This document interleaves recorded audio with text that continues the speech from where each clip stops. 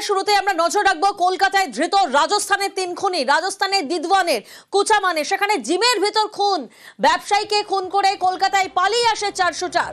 খুনিদের ধরতে সল্টলেকে অভিযান কলকাতা পুলিশের টিমের এবং সেই হার হিম করা ছবি এই মুহূর্তে আপনাদের সামনে।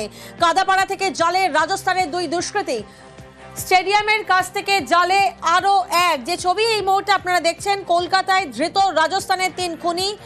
রাজস্থানে দিদওয়ানার কুচমানে সেখানে জিমের ভিতরে খুন করা হয় এবং ব্যবসায়ীকে খুন করে কলকাতায় পালিয়ে আসে 400টা।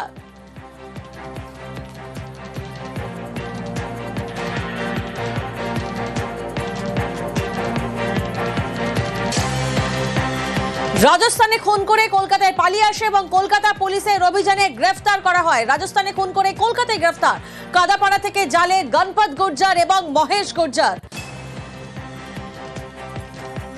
আরো একবার আপনাদেরকে জানাবো, কলকাতায় ধৃত রাজস্থানের 3 খুনি। রাজস্থানের দিদওয়ানার কুচামানে সেখানে জিমের ভিতরে খুন করে এক ব্যবসায়ীকে এবং সেই ব্যবসায়ীকে খুন করে সোজা কলকাতায় পালিয়ে আসে এই 400টা। খুনিদের ধরতে সল্টলেকে অভিযানে কলকাতা পুলিশের টিম। প্রতিনিধি সান্নিক এই মুহূর্তে আমাদের সঙ্গে রয়েছেন। সরাসরি সান্নিকের থেকে একবার জানি, সান্নিক, কলকাতা পুলিশের অভিযান এবং সেই অভিযানে দুষ্কৃতীদেরকে গ্রেফতার করা হয়েছে, ঠিক কিভাবে পুরো অপারেশন চালালো কলকাতা পুলিশের টিম? দেখো, গ্রেফতারিটা কিছু অদ্ভুতভাবেই হয়েছে বলা যায়, তার কারণ আলাদাভাবে রাজস্থান পুলিশের সঙ্গে সমন্বয় রেখে যে গ্রেফতারি হয়েছে তা কিন্তু একেবারেই নয়। ঘটনাস্থল অর্থাৎ কাদাপাড়া বস্তি সংলগ্ন অঞ্চল থেকে স্থানীয় ফুলবাগান থানা খবর পায় যে 3 সন্দেহভাজন সেখানে ঘুরে বেড়াচ্ছে, তারা আউটসাইডার, সেটা স্থানীয় বাসিন্দারা বুঝতে পেরে থানায় জানিয়েছিল। সেই মতোই ফুলবাগান থানা তারা ঘটনাস্থলে পৌঁছয়ে 3 জনকে আটক করে জিজ্ঞাসাবাদ শুরু করে। তারা কোথা থেকে এসেছে, কি তাদের উদ্দেশ্য, এই বিষয়ে জিজ্ঞাসাবাদের সময় তাদের বক্তব্য অসঙ্গতিপূর্ণ ছিল তেমনটাই জানতে পারা যাচ্ছে। আর সেই অসঙ্গতিপূর্ণ বক্তব্যের মধ্যেই পুলিশের যখন সন্দেহ হয় তখন তাদেরকে আটক করে থানায় নিয়ে আসার চেষ্টা করে ফুলবাগান থানার পুলিশ। সেই সময় তারা পালানোর চেষ্টা করে, তাদের মধ্যে 2 জনকে তৎক্ষণাৎ ধরে ফেলা সম্ভব হলেও একজন সে রাস্তা টপকে ওই পারে অর্থাৎ বিধাননগর পুলিশ কমিশনারেটের এলাকায় ঢুকে সেখানে একটি 5 তারা হোটেলের পাশে একটি আবাসন রয়েছে, সেই আবাসনের ভেতরে ঢুকে পড়ে। পুলিশ চারদিক থেকে আবাসনকে ঘিরে ফেলে সেখান থেকেই কার্যত নাটকীয় কায়দায় সেখান থেকে পুলিশ গ্রেফতার করে সেই অভিযুক্তকেও। এবং তাদের যখন এরপরে ব্যাকগ্রাউন্ড চেক করে সেক্ষেত্রে কিন্তু পুলিশের বলা ভালো একেবারে গোটা যখন তদন্ত প্রক্রিয়া অন্যদিকে মোড় নেয়। কেননা যাদেরকে সেখান থেকে গ্রেফতার করা হয়েছে তারা রাজস্থানের মোস্ট ওয়ান্টেড ক্রিমিনাল, তাদের নামে অর্থমূল্য পর্যন্ত ধার্য করা হয়েছিল। তাদের ব্যাপারে কেউ ইনফরমেশন দিতে পারলে রাজস্থান পুলিশের তরফে অর্থমূল্য ঘোষণা করা হয়েছিল। সেই রকম 3 ক্রিমিনালকে ইতিমধ্যেই গ্রেফতার করা হয়েছে এবং পুলিশ যেটা মনে করছে আরও একজন যে পলাতক ক্রিমিনাল রয়েছে সেও আশেপাশে থাকতে পারে, তাই তার খোঁজেও কিন্তু কলকাতা পুলিশ তদন্ত চালিয়ে যাচ্ছে। একেবারে আরো একবার আপনাদেরকে জানাবো, রাজস্থানে খুন করে কলকাতায় গ্রেফতার কাদাপাড়া থেকে জালে গণপত গুর্জার এবং মহেশ গুর্জার। ধর্মেন্দ্র গুর্জারকে পূর্বাচল এলাকা থেকে গ্রেফতার করা হয়। পলাতক জুবের আহমেদের খোঁজে পুলিশ।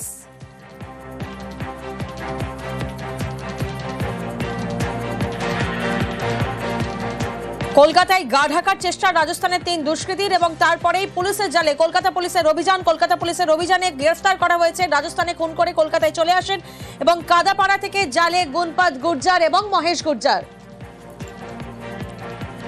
प्रतिनिधि प्रकाश तनवार এই মুহূর্তে আমাদের সঙ্গে রয়েছেন, সরাসরি प्रकाशের সঙ্গে যোগাযোগ করব। प्रकाश जी, सबसे पहला जो सवाल सामने आ रही है, ये जो हत्यारा है इसके खिलाफ क्या क्या धारा में मामला है, क्या घटना घटी थी गणपत गुर्जर और महेश गुर्जर के खिलाफ? जी, बताना चाहूंगा कि ये जो 3 आरोपी हैं इनके खिलाफ हत्या का मामला दर्ज है।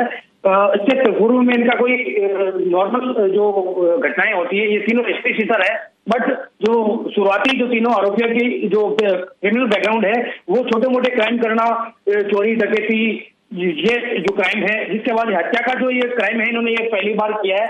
और ये रोहित बोधारा और लॉरेंस विश्नोई जिनके संपर्क में थे, जिसके बाद इन्होंने इस बड़ी जो घटना है इसको अंजाम दिया है। बताया चाहूंगा कि 7 अक्टूबर को जिम में कसरत एक्सरसाइज कर रहे व्यापारी की इन्होंने गोली मारकर हत्या कर दी थी।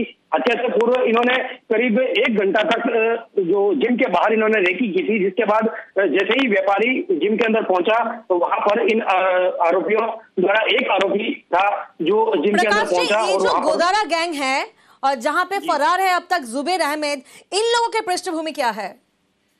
जुबैर अहमद 21 ईयर का है और ये अभी तक जो क्राइम की जो नेटवर्क है इसमें अंदर नया है। इससे पहले इसका कोई भी जो क्रिमिनल बैकग्राउंड अभी इनका सामने नहीं आया है। जी জি, রাজস্থানে খুন করে কলকাতায় গ্রেফতার কাদাপাড়া থেকে জালে গুণপাত গুর্জার এবং মহেশ গুর্জার। প্রত্যক্ষদর্শীরা কি বলছেন শোনাবো আপনাদের।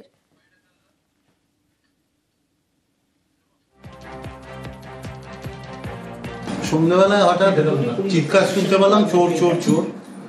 তো চারদিকে দেখলাম দৌড়ঝাঁপ হচ্ছে, আমি সাথে সাথে নেমে এলাম, আমাদের সমস্ত আবাসিকরাও নেমে এলো।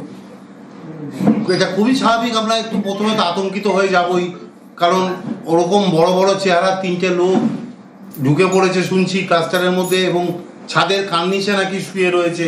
তারপর দেখা গেল কার্নিশ থেকে এম বিল্ডিং থেকে সে এল বিল্ডিং এ গেল এবং এল বিল্ডিং এর পাইপ বেয়ে সে নিচে নামলো। আজকে পুলিশ প্রশাসনকে আমি অসংখ্য ধন্যবাদ জানাবো, তারা সঙ্গে সঙ্গে এই স্টেপটা নেওয়ার জন্য এবং এদের ধরার জন্য।